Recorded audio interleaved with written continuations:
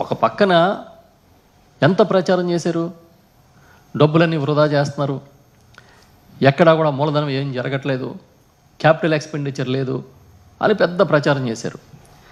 ఈ 78,000 కోట్లతో పాటు ఇంకొక పెండింగ్ బిల్స్ 2,06,000 కోట్లు చూపిస్తున్నారు.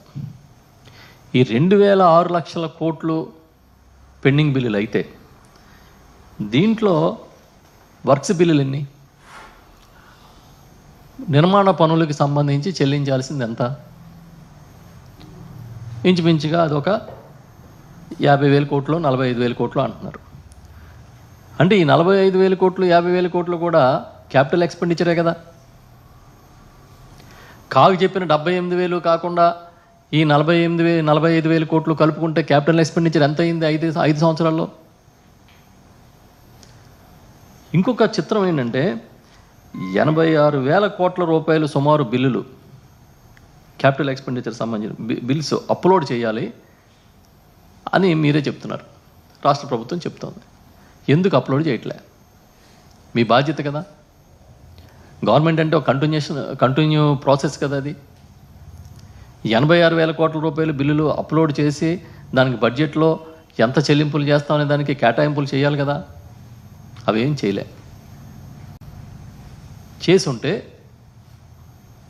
అసలు విషయాలు బయటపడి ఉండేవి.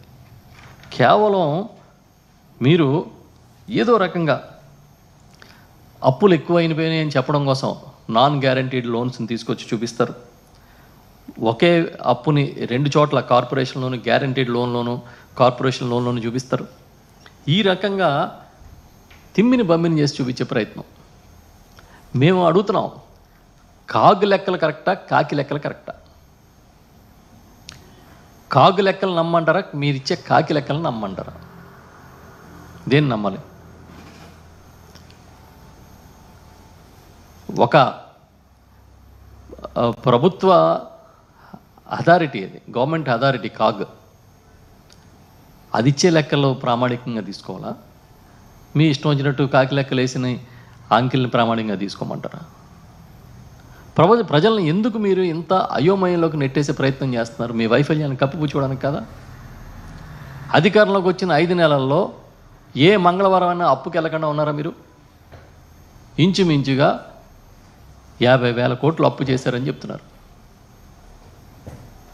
మీరు వచ్చి గత ప్రభుత్వాన్ని ఆక్షేపిస్తారు. ఈ సందర్భంగా ఒక ఇంట్రెస్టింగ్ విషయం చెప్పాలి మీకు. ఏపీఎస్డిసి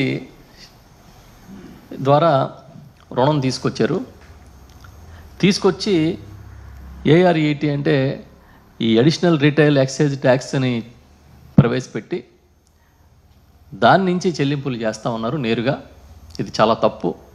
చైనాలో అయితే ఉరి తీసి ఉండేవారని ఆర్థిక మంత్రి గారు మాట్లాడినట్టుగా చూసాం. ఇప్పుడు ఏదైనా సరే ఫ్యూచర్ రెవెన్యూస్ మీద ఆధారపడి అప్పులు తెస్తారు. ఇప్పుడు మిగతా గవర్నమెంట్ తీసుకొచ్చిన రెగ్యులర్ అప్పులు కూడా ఫ్యూచర్ రెవెన్యూస్ మీద తీసుకొచ్చేది. అంటే మనం ఒక ఇంటికి లోన్ తీసుకున్నామంటే భవిష్యత్తులో నాకు జీతం వస్తుందనో లేదా వ్యాపారంలో ఆదాయం వస్తుందనో దాని నుంచి కడతానని తీసుకుంటారు.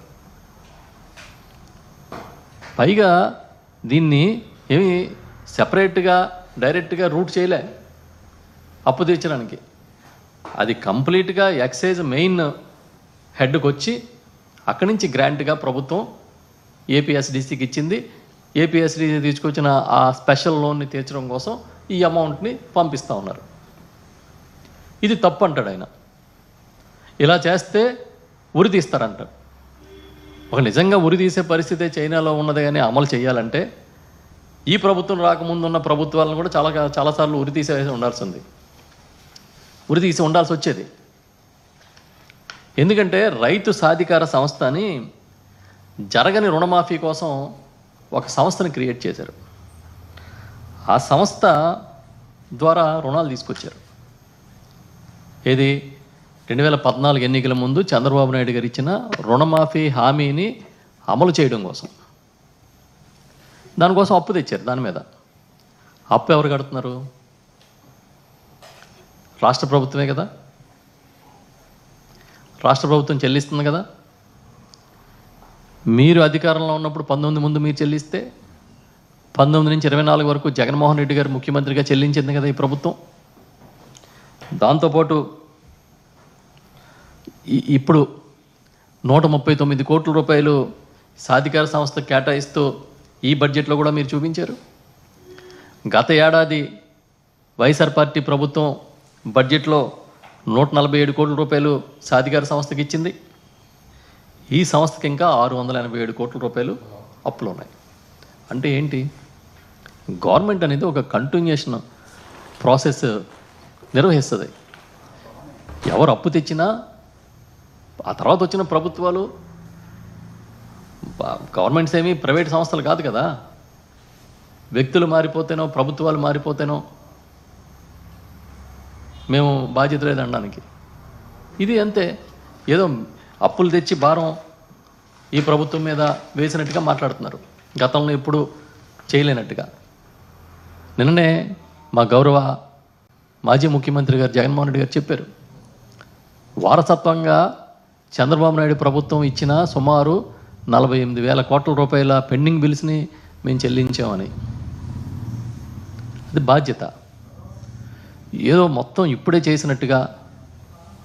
మీకు గుర్తుంటే 2019 అధికారం వైఎస్ఆర్ పార్టీకి వచ్చిన వెంటనే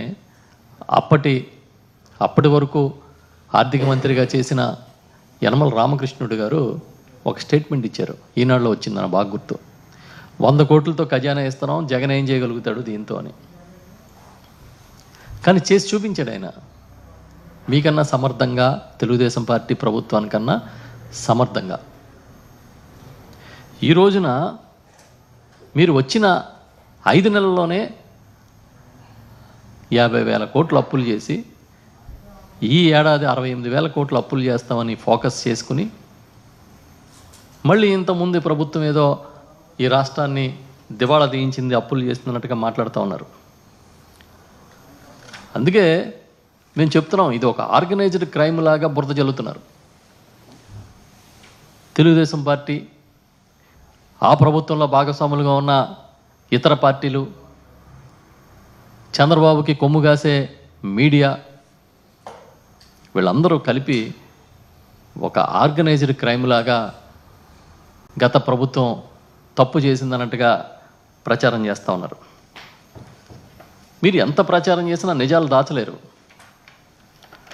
వాస్తవాలు అనేది బయటకు వస్తూనే ఉంటాయి.